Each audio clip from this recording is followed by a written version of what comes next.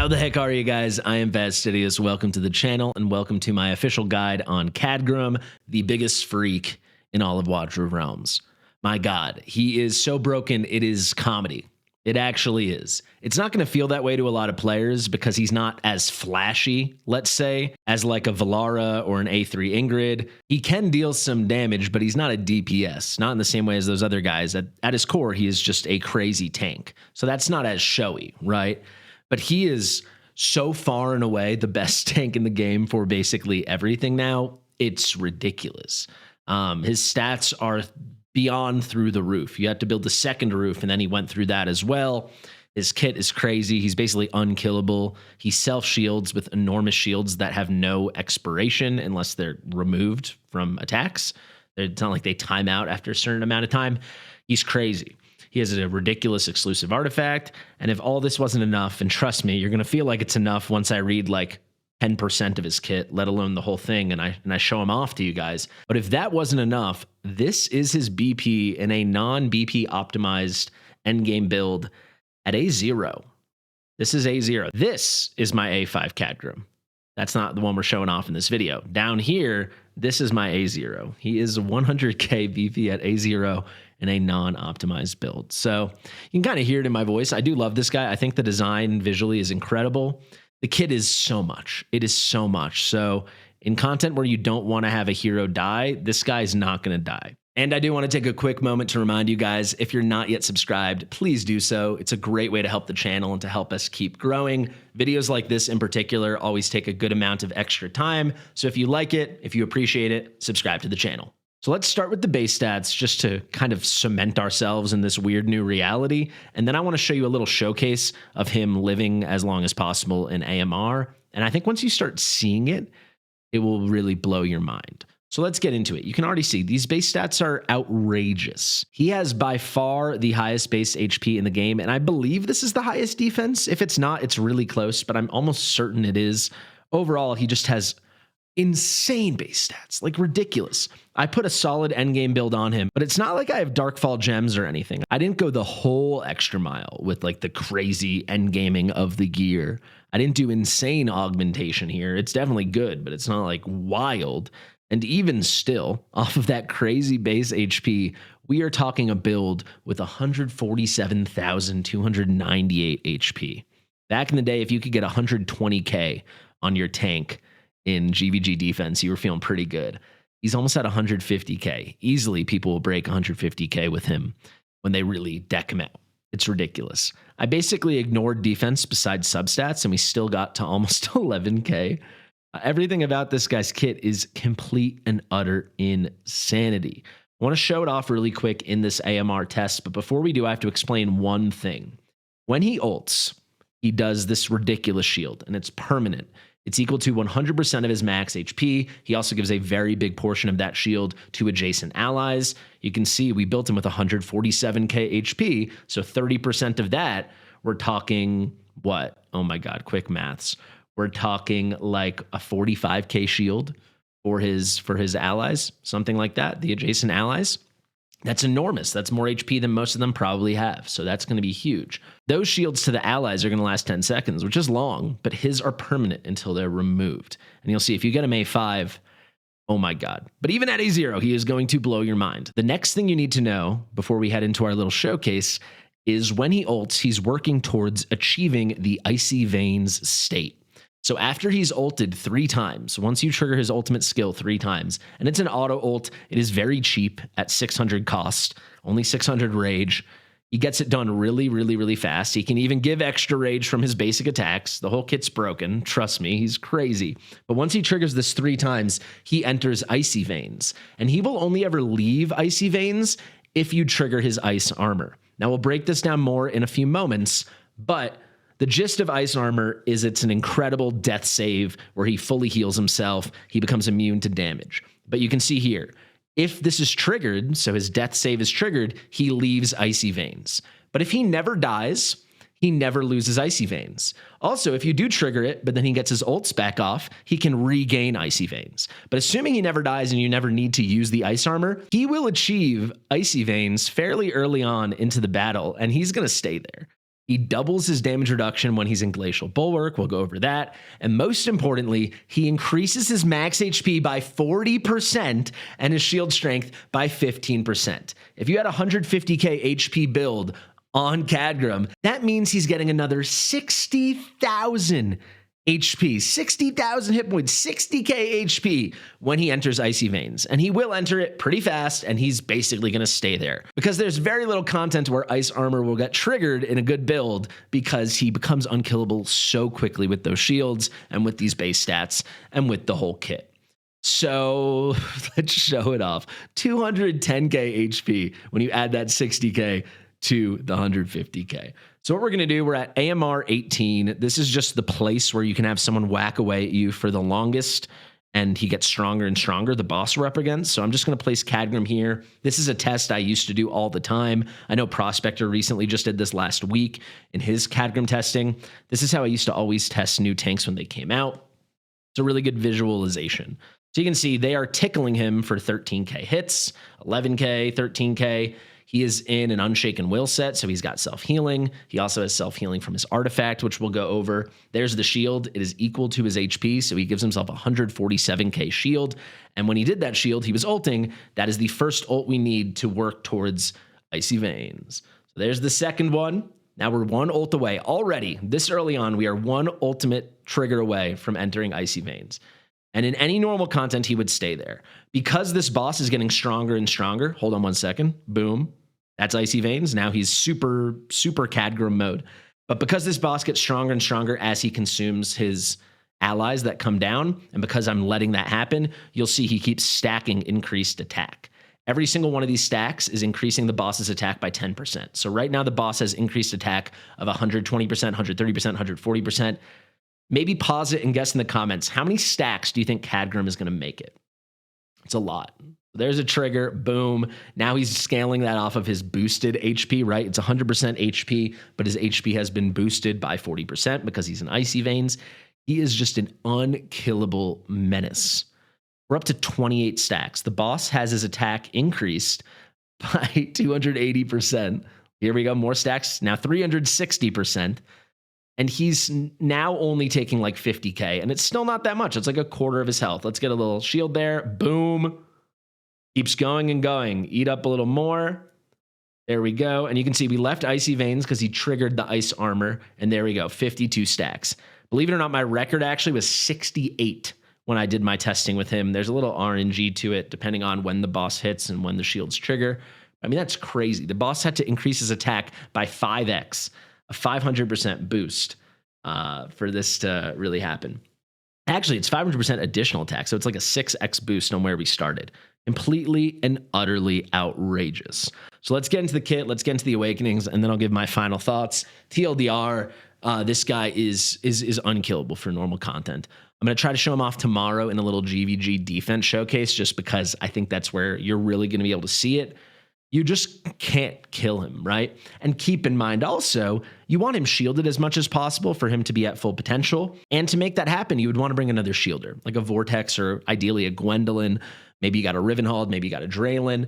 But even alone, he's crazy. Once you introduce another shield unit, another shielder to keep his shield uptime higher, my sweet God. I mean, it's unreal. So let's get into the talent. The talent's probably the most confusing part of the kit. When he's staying idle, this means he's not casting his ultimate and he's not doing a basic attack. When he's doing this, he enters a Glacial Bulwark state. Now, there's definitely content where you can manipulate this, right? Boss content, if he's your tank, you can point him away from the boss, and then he's never going to do basic attack. So unless he's doing his ultimate, he will remain in the Glacial Bulwark state. This state gets removed, as I said, when he does a basic attack or casts a skill. So basically his basics or his ultimates. But when he's in that Glacial Bulwark, some good stuff happens. He reduces his damage taken by 20%, and additionally, he reflects 100% of the damage he receives to the attacker. So in content like Apocalypse 2, where the highest HP unit is getting targeted, you could make it so he's never doing basic attacks. You could point him away, do it strategically, and he's actually dealing some damage because he keeps reflecting everything back at the boss. It's really, really, really crazy stuff. But the key thing is that he reduces his damage taken by 20%. So he just becomes even tankier. If the base stats weren't enough, if the shields weren't enough, if the icy veins wasn't enough, if the death save wasn't enough, now he has some inherent reduced damage. Now, when he's in that glacial bulwark, additionally, he's going to grant physical damage reduction and magic damage reduction to the hero's adjacent allies. So to everyone like touching a tile directly next to him, they're getting 20% magic damage reduction and 20% physical damage reduction when it comes to the incoming damage they're receiving. So he can kind of support the units around him. All right, let's get into the best part of the kit, the actual skills. So the basic attack, he hits 8 units at once. I mean, I don't even know what this is. It's just crazy. Like, he's your tankiest guy, and he actually has some crazy utility with his basic. He deals 100% damage to the main target, and he hits up to 7 enemy targets surrounding them. That doesn't really matter. The damage just comes from the fact that he hits so many units, and then one of his passives we're about to go over. But the key thing right here in the basic attack is every single basic attack he does, he's restoring 20 extra rage.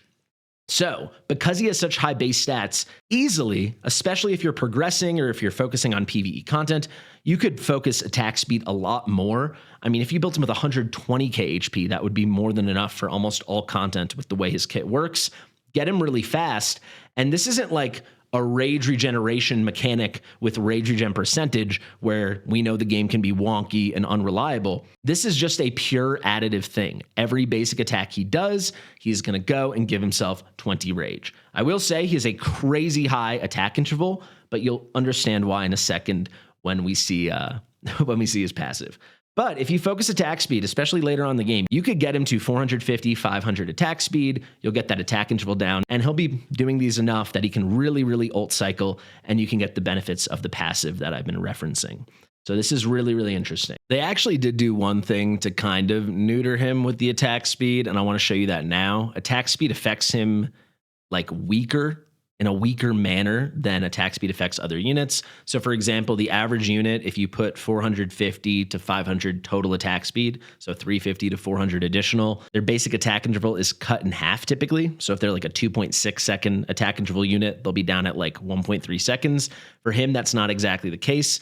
But here I'm on the A5 Khadgrim, just because I wanted to quickly show you what an endgame build still can look like. So if we look here, I actually went all out. I looked for attack speed and all the substats and big flat HP rolls, and then a little Darkfall action with some additional HP bonus.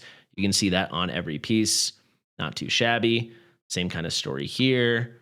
Very good here. Could even be better, but this is a lot closer to like full endgame. And look at these total final stats. Over 155,500 HP, coming up towards 156,000. I basically ignored defense this time, and we still broke 9k. And then I got his attack speed to 517 just through substats. But instead of cutting this down to a 5.0 second attack interval or something close to it, it only cut it down by like a third. So instead of cutting it in half, it cuts it to 2/3. It cuts it down by a third. So he's at like a 6.6 second interval. Still very crazy. He's still really, really, really, really ridiculous. The ultimate we kind of touched on. It is very cheap at 600 cost. When he triggers this, he is going to apply a permanent shield to himself equal to his max HP, 100% of his max HP, and he applies a shield to adjacent allies equal to 30% of his max HP. The ally shield lasts for 10 seconds. His shields are permanent. They can only go away. They can only be removed by enemies dealing damage and chipping those shields away. For a lot of content, by the time an enemy is able to remove the shield, he will have recasted and put up a new shield. That is a very real thing. Let's go to the first passive now. This is the Ice Armor and Icy Veins mechanic. He starts off with Icy Armor. Icy Armor is very, very clutch. Upon taking fatal damage, instantly he will restore 100% HP, and he becomes immune to all incoming damage for 3 seconds. This can give him some key time to re-shield potentially, or to have another unit shield him. If this is triggered during Icy Veins, this is the only thing that can remove him from Icy Veins. So triggering Ice Armor removes him from Icy Veins. However, once you trigger Ice Armor, it's gone until he re-enters Icy Veins, which doesn't take that long, right? 3 ults later, as long as he hasn't died again, he's going to enter Icy Veins, and he gives himself a new bit of Ice Armor. So another opportunity to save himself from death and get a full health restore and become immune from damage for 3 seconds. Pretty wild. The final passive, when he is shielded, after he does a basic attack, he's going to deal true damage equal to 70% of his max HP. Let's start there. He's hitting 8 units, right? So if he's shielded, he's hitting 8 units with those basics, and he's dealing true pure damage. This is damage that cannot crit, but ignores all defense and all magic resistance on your targets. And it is scaling off of his HP. So to make things simple, let's say you built him somewhere at like 140k, 145k HP. So when he's in Icy Veins, he's at 200,000 HP. This means every basic, if he's shielded, he's dealing 140k damage. Now, that's not going to make him a top tier DPS, but this is also not negligible damage. This is significant supplemental damage to everything else you have going on. And it's going to be really punishing in a lot of content. Imagine you're trying to swarm this guy with a bunch of units if he's on a GVG defense you're up against, and then on top of all the great DPS behind him, he himself, every 5 seconds or so, is going to be dealing, 140, 150k damage to everyone. And it's true damage. That's crazy. On top of that, when he's shielded, his hits will also inflict a freeze. The freeze isn't that great, right? It's only 0.5 seconds. Well, I say it's still crowd control. It's still half a second. That's great, but it goes to a whole nother level. Because when he's under Icy Veins, I'm going to skip this sentence from now. When he's in Icy Veins, which he should be for the majority of any battle, he's going to extend the duration of the freeze and the potential damage reduction we're about to cover by 1 second. So if the hero is susceptible to freeze and he's in Icy Veins, it's not a half-second freeze, it's a 1.5-second freeze. He's applying this every basic attack, which he should be triggering about once every 5 seconds.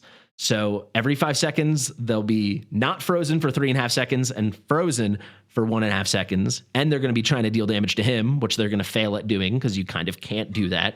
It's insane. Now, circling back to this sentence here, when he hits enemies that are freeze immune, like bosses, for example, he instead will inflict damage reduction. This is a very good damage reduction. It's the full highest we see, minus 30% damage. So the damage the enemies can deal is reduced by 30%. It lasts 3 seconds, but again, if he's in Icy Veins, it will last 4 seconds. Tremendous stuff. Very tremendous stuff. The final cherry on top of this whole thing comes from his arena mastery. His arena cost is reduced by 5. So this guy is going to be the best arena tank in the game. So right now, people are kind of bursting the portal for single target, but if and when things circle back to people tanking it out and dealing crazy damage towards the front, the way people were using units like Olog, for example, he's like 5 times better. And it's crazy. He's also 5 costs cheaper because it's arena. So he goes down from 19 to 14. So compared to even a cheaper epic like Olog, who's 18, he's still 4 costs cheaper because of his arena cost reduction. Don't you think it's a little much? I think it's a little much. Let's finally go over the awakenings, and then I'll give my final thoughts. His A1, when he's doing Glacial Smash, so remember, these are the bonuses that he does with his basic attacks when he's shielded. We're talking the big AoE true damage, the big AoE freeze, potentially the big AoE damage reduction if the enemy's immune to freeze. On top of this, he's also going to put out a defense break, a defense reduction of 4 seconds. So it's even better. Now he can reduce the defense of up to 8 units, right? Really, really good. The A2, if you thought 33,000 plus base HP wasn't enough, this takes him towards 35k. I think it takes him to like 34,500. Actually, let me just show you clearly right now. It's going to take him to 34,374. So just nearly 34,500. Kind of insane. The A3, this is the most ridiculous awakening in his kit, in my opinion, though the A5 is pretty wild. The A3 is it is crazy. So normally it should take 3 ultimates for him to enter Icy Veins. And remember, he stays in Icy Veins until he's about to take lethal damage, fatal damage. Then he's going to trigger Ice Armor, and then he goes back to normal. And then you have to ult 3 more times to re-enter Icy Veins and regain the Ice Armor.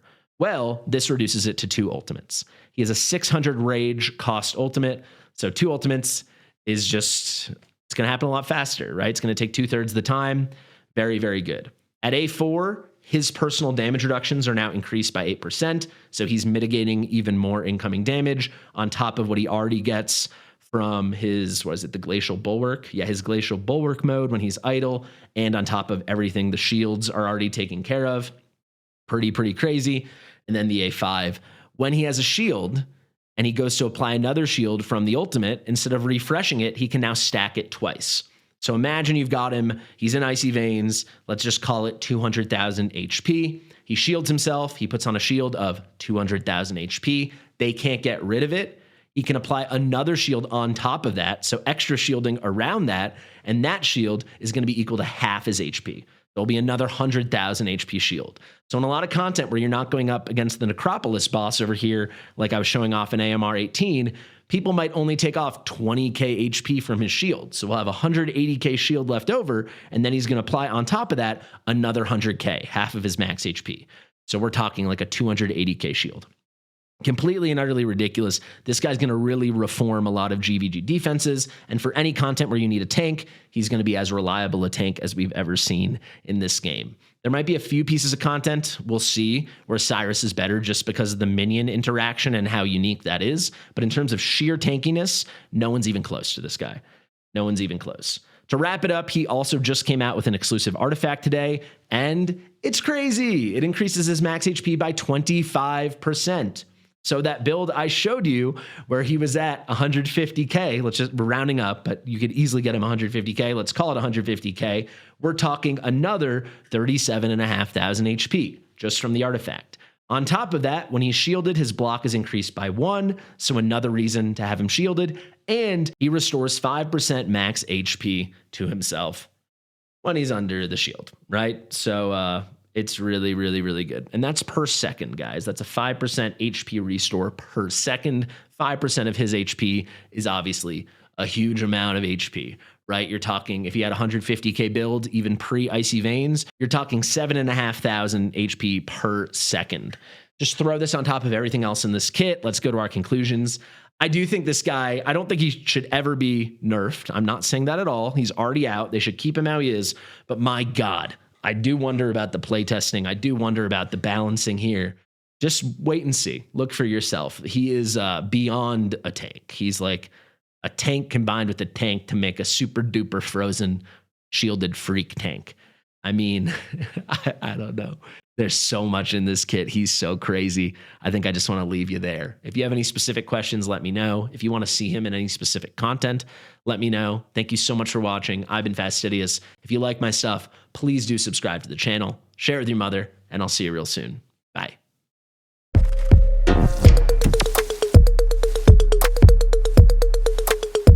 Fastidious.